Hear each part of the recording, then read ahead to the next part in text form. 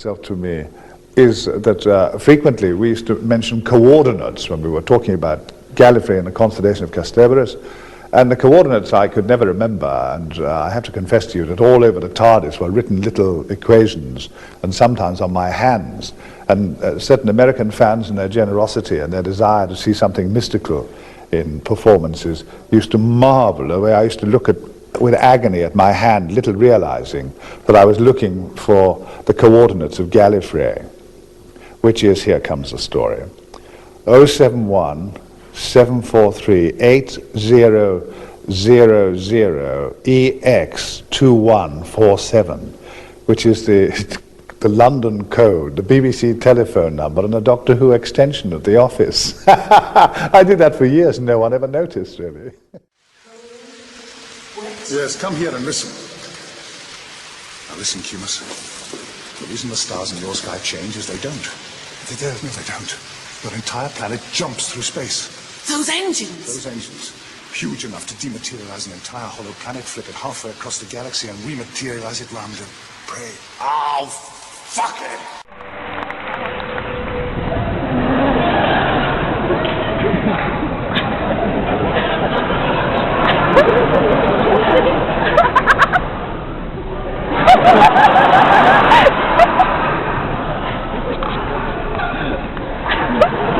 Do you all agree with that? I'm still Doctor Who on audio tapes, on audio discs, and I still love all that thing. Now, the other day I went to go to Buckingham Palace.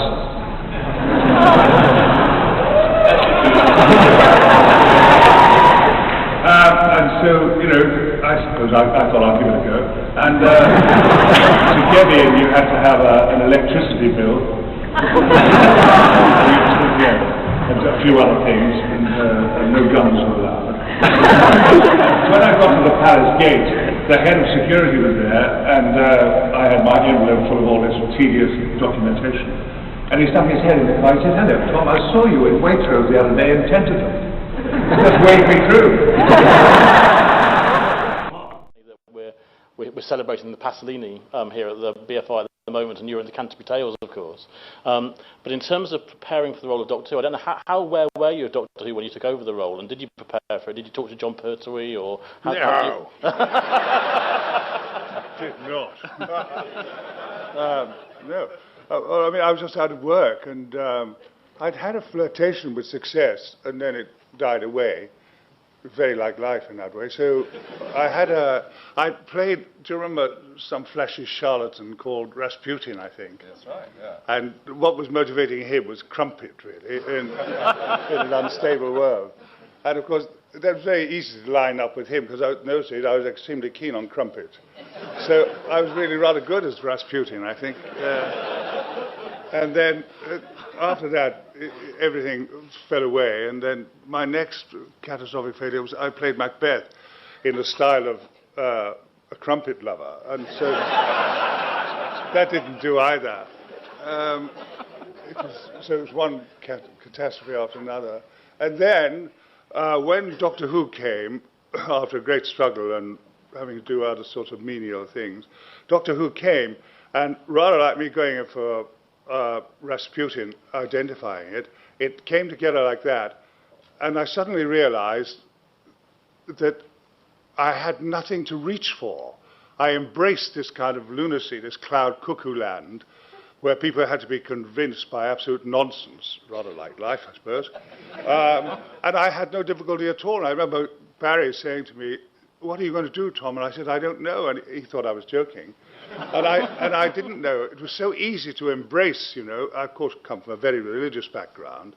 So it was very difficult, very easy for me to actually believe in something I knew nothing about. And so people say, "Tom, when you said that," I was just telling him a story inside there, and he said, "Did that really happen?" And I had to admit it hadn't happened.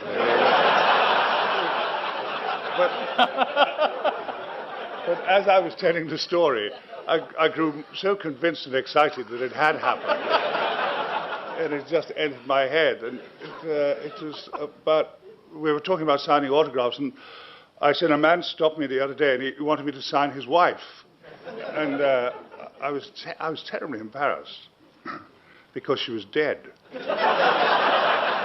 was just going past an undertaker's in Tunbridge Wells. And he said she was a great fan of yours. And so I always have a special pen for writing on coffins or dead bodies. And said, "Best wishes, Rebecca, from Doctor Who." And he was in tears. He said, "I'm really grateful." And he shook hands with me and embraced me. And off I went. What was the question? That isn't true, and you said no. No, I know, it wasn't true. No, it wasn't But true. But at the time, you must believe it, eh? Yeah, and that was what you. I mean, I think a lot of people felt, if what they say is correct, that you really kind of started to embody Doctor Who. People actually really believed that you were Who, and you would walk around and children would see you, and you were Doctor Who to them. And it almost. I mean, I don't know if you ever felt in the public eye that kind of Doctor Who and Tom kind of started to kind of merge in any way. Well, yes, they did. I mean, they did merge entirely. I was the man myself, and because I had such a tangled private life, and suddenly it was better to be Doctor Who than to be Tom Baker. And so if I'd been Tom Baker in real life, people might have nodded or not. But as I was Doctor Who, people applauded everywhere. It was incredible, you know, to just go into an off-license and the guy would give me a standing ovation. There'd only be him and me there. And I took to it like a fish to water. It's no use my saying, you know, it just embarrassed me. It didn't. It absolutely delighted me. You know? It was incredible. And people grew as the show became very popular, and I was in it a lot. People began to approach me who were obviously as big fantasies as I was. I was just telling some girls in there, a lady said to me outside the pavilion, "Hello, Tommy." I turned round. Nobody had called me Tommy for 50 years. And this very old lady there, lots of handbags and, not much private life, I don't think. And I said, "Hello." And she said, "Don't you remember me, Tommy?" And I said, "Yes, I do." No, I don't. Were we in a play together? She said, No. I said, "Well, sorry, I don't remember you." She said, "We used to be married. Don't you remember?" And it was playing, you know, I've still got quite a good memory. And I knew that this couldn't be true. I've remembered all the people I've been married to. I really have. So I said, I went along with this old bird. I said, "Were we happy?" "Oh," she said, "Tom, it was fantastic." I said, "Really?" "Yeah." "Was I passionate?" "Oh, darling," she said, trembling all over like that. All her bags were rattling like that. And I said, "Well, it's nice to remember those days." She said, "Yes, I'm very grateful, Tommy, very grateful, no regrets at all." And I shook hands with her, which is an odd thing to do with an ex-wife, but there you are. And off she went. So my life as Tom Baker was just really rather dreary. But there you are. These things do happen. I mean, I disapproved of, I can tell you now, it's ridiculous, I disapproved of K9 because I thought later on that when I met John Leeson, he was running around doing his lovely K9, and then I saw this boring dog.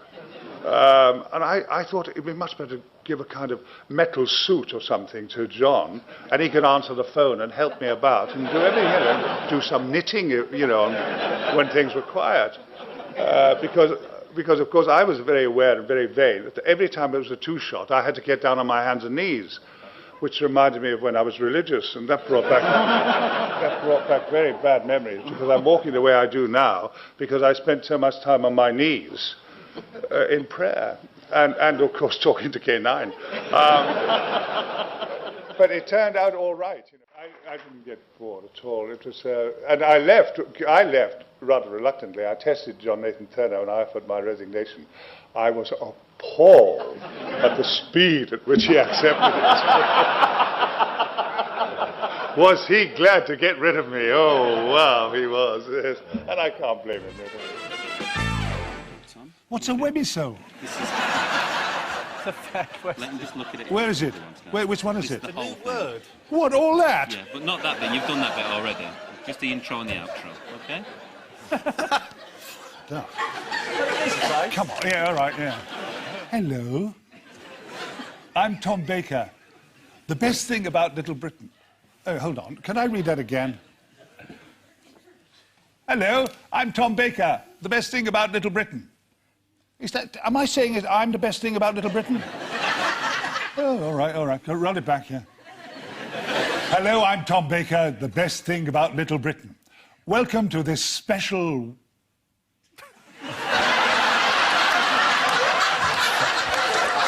What do you mean? Why don't we all say webisode Together. together? right, yeah. Here's your read, and I'll cue for when we say webisode together. Okay? All Off you right. go, Tom. Welcome to this special webisode edition of Have I Got News for You? Webisode sounds very futuristic, doesn't it? Very space age. Which reminds me, have I got time to tell them about the time I was battling Davros on the planet... No. What? What do you mean, no? What do you mean?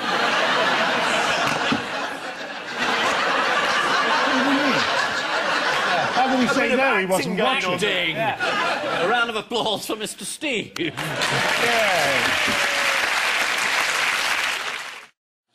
Just raise your weight just a little. What are you going to do? What are you going to do?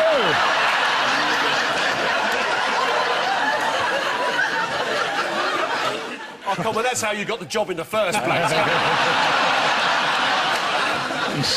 I must say, he's got a nice light touch.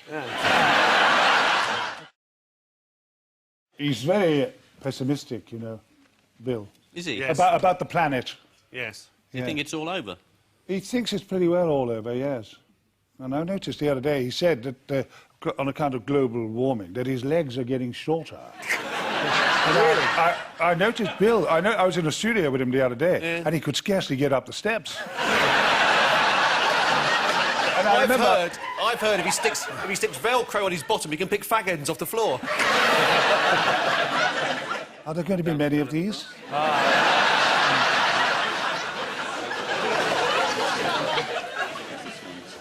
This is the row of. When Paul said there are a few retakes, Jonathan. he meant Jonathan, right. Okay, everything. yeah, okay.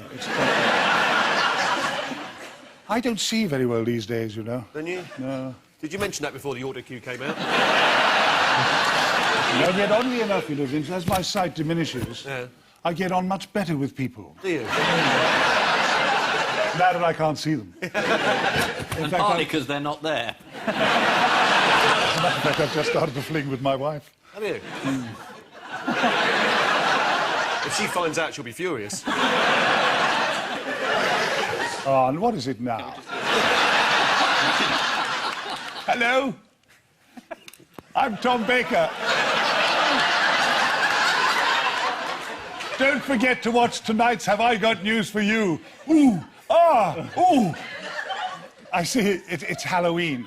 I thought it was a misprint. I hope I didn't scare you.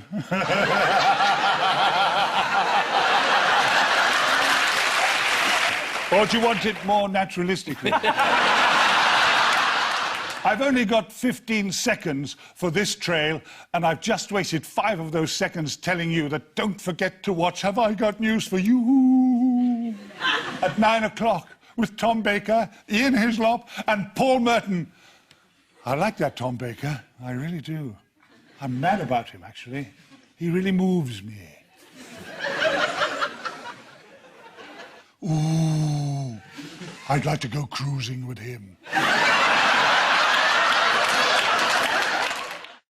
I hope that you enjoyed that as much as I did. Although I'm afraid I didn't see it all. Matron doesn't like me to get too excited. Otherwise, I start throwing cups at the screen. Bloody David Tennant. Sorry.